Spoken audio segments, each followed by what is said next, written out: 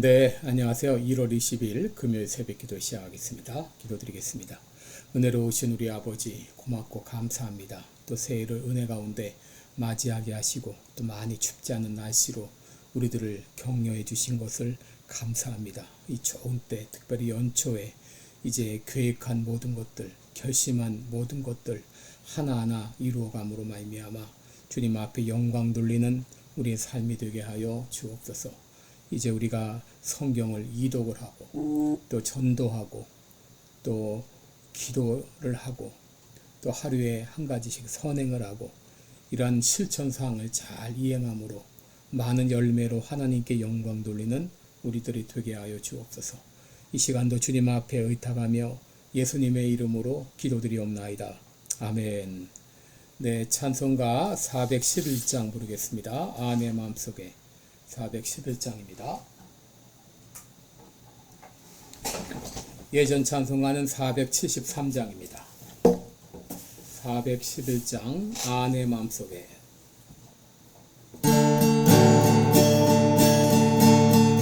내 마음속에 참된 평화 있네 주 예수가 주신 평화 시험 닥쳐와도 흔들리지 않아 아귀하다 이 평안아 주가 항상 계셔 내 맘속에 주가 항상 계셔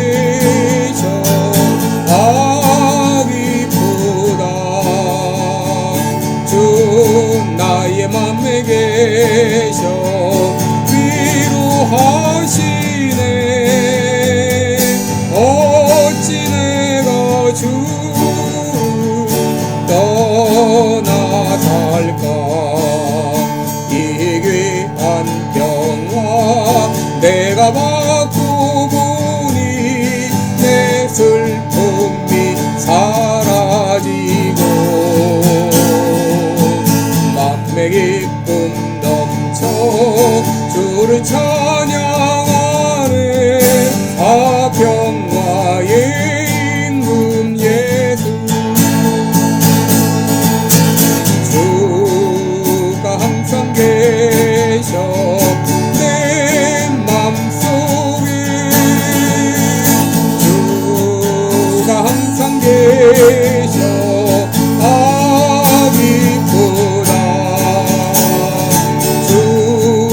나의 맘에 계셔 위로하시네 어찌 내가 주를 떠나 살까 주 날개 아래 내가 사는 동안 네 보배를 인내리라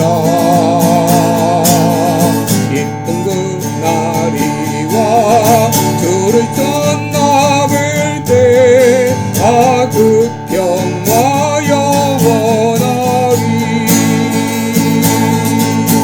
주가 항상 계셔 내 맘속에 주가 항상 계셔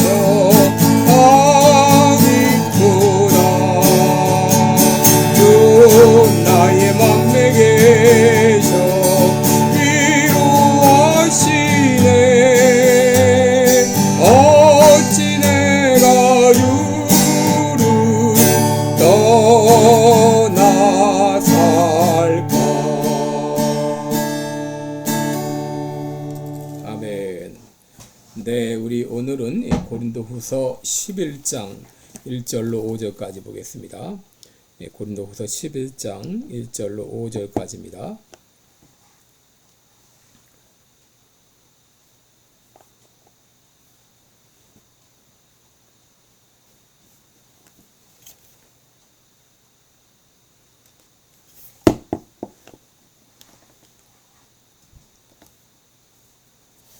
11장 1절로 5절까지 제가 봉독해 드립니다.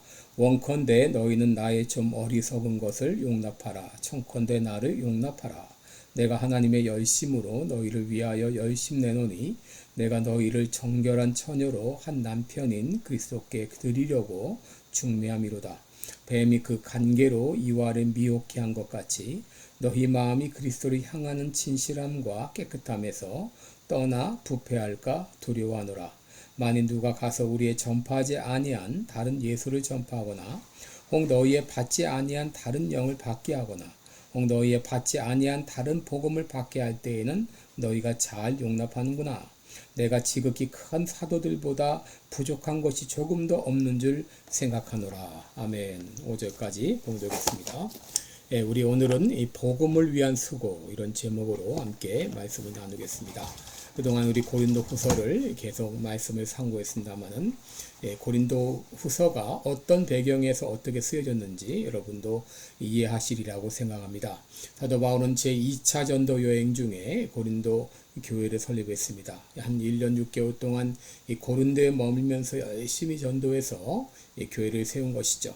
사도행전 18장 8절을 보면 회당장 그리스도와 온 집으로 더불어 예수를 받으며 수단 고린도 사람들도 믿어 세례를 받더라 라고 했습니다. 이렇게 고린도 교회는 세워졌고 아주 아름답게 잘 성장했습니다. 그런데 이제 바울이 떠난 다음에 그곳에 사단이 침입해 왔습니다. 여러분, 우리가 알아야 될 것이 있는데 우리도 열심히 일하지만 이 사단도 지금 열심히 일하고 있다고 하는 것이죠.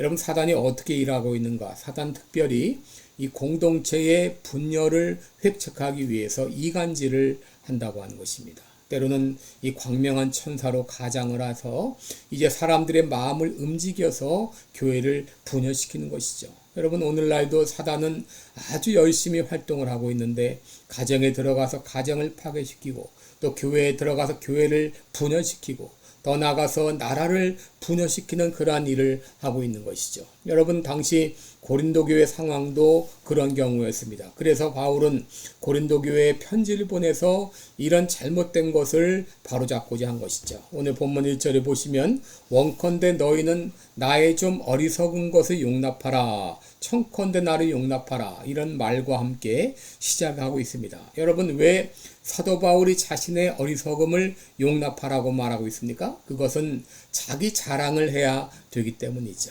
여러분, 자기 자랑을 한다는 거 얼마나 어리석은 일입니까? 여러분, 바울도 이것이 어리석다는 것을 잘 알고 있습니다. 바울은 이미 10장 17절에서 자랑하는 자는 주 안에서 자랑하라 라고 했고, 또 옳다 인정함을 받는 자는 자기 스스로 칭찬하는 자가 아니라 오직 주께서 칭찬하시는 자니라 이렇게 말했습니다. 자기 자랑을 하는 것이 얼마나 어리석은지 사도 바울은 잘 알고 있었습니다. 그럼에도 사도 바울이 자기 자랑을 해야 하는 이유가 무엇입니까? 이것을 통해서 고린도 교회의 잘못을 바로잡기 위한 것이었습니다. 여러분, 당시 고린도 교회 안에는 사단의 사주를 받은 거짓 교사들이 들어와서 바울의 사도성을 부정하고 복음을 왜곡시켰습니다. 여러분, 그들이 이 바울의 사도성을 부정한 것은 바울이 전한 복음을 부정하기 위한 것입니다. 여러분, 어떤 사람이 한 말을 부정하기 위해서는 그 메신저, 그 사람 자체가 잘못됐다라는 것을 증명하면 그 메시지도 자연히 부정이 되는 것이죠. 여러분, 바울이 부정이 되면은 바울이 전한 복음도 부정이 되고 고린도 교회는 완전히 이단 세력에게 넘어가게 됩니다. 그래서 불가피하게 사도 바울은 자신의 사도성을 주장하고 자기의 자랑을 하게 된 것입니다. 여러분, 3절과 4절에 보시면 당시 고린도 교회 상황이 설명되고 있습니다. 뱀이 그 간계로 이와를 미혹해 한 것 같이 너희 마음이 그리스도를 향한 진실함과 깨끗함에서 떠나 부패할까 두려워하노라 라고 했습니다. 만일 누가 가서 우리의 전파하지 아니한 다른 예수를 전파하거나 혹 너희의 받지 아니한 다른 영을 받게 하거나 혹 너희의 받지 아니한 다른 복음을 받게 할 때에는 너희가 잘 용납하는구나. 여러분, 이 사도 바울이 그 당시 고린도 교회가 어떤 상황인지 비유를 들어서 잘 설명하고 있죠. 바울은 고린도 교회를 예수 그리스도와 정원한 신부로 비유하면서 지금 고린도 교회가 사기꾼들의 꿰매에 빠져서 순결을 잃어버릴 그런 위험에 처해 있다고 말하고 있는 것이죠. 여러분 4절에 보시면 만일 누가 가서 그랬습니다. 여러분 여기서 말하는 누가는 누구를 말하죠? 바로 고린도 교회에 침입했던 거짓 교사들을 말합니다. 그리고 가서라고 말합니다. 여러분 그들은 보냄을 받은 것이 아니라 스스로 간 것이죠. 여러분 보냄을 받은 것과 스스로 간 것은 천지차이죠. 보냄을 받은 사람은 자신의 메시지를 전하지 않고 보낸 분의 메시지를 전합니다. 그리고 자기를 자랑하지 않습니다. 보내신 분을 자랑합니다. 그러나 스스로 간 사람은 자기 자랑을 하고 자기 메시지를 전하는 것이죠. 그러기에 그들은 다른 예수를 전하고 다른 복음을 전하고 다른 영을 전파하는 것이죠. 심지어 그들은 바울의 사도권을 부정하고 자기들이 진짜인 것처럼 행세했습니다. 이렇게 이것을 그냥 용납하다가는 순수한 복음이 부정되고 예수님이 부정되기 때문에 바울은 고린도 교회 설립자로서 전임 목회자로서 그냥 있을 수가 없는 것이죠. 여러분 딸이 유혹을 받아서 사창가로 넘어가고 있는데 이것을 아는 부모가 그냥 있을 부모가 어디 있겠습니까? 그러기에 바울은 자신에 대한 얘기를 하면서 이것을 용납해달라고 요청하면서 자신의 안타까운 심정을 표현하고 있는 것이죠. 여기서 바울은 자기에 대해서 세 가지 자랑을 하고 있는데 오늘 그 첫 번째를 함께 생각해 보겠습니다. 그는 이 사도 바울은 무엇을 자랑했는가? 이 고린도 교회를 향한 그의 열심을 자랑했습니다. 여러분 2절에 보시기 바랍니다. 2절에 보면 내가 하나님의 열심으로 너희를 위하여 열심 내노니 내가 너희를 정결한 처녀로 한 남편인 그리스도께 드리려고 중매함이라 라고 말했습니다. 여러분 여기서 우리는 목회자의 역할이 무엇인가 하는 걸 알게 되죠. 그것은 마치 결혼식 날 자기의 정결한 딸을 사위의 사람에게 넘겨주는 그 아버지의 그런 심정과도 같은 것이죠.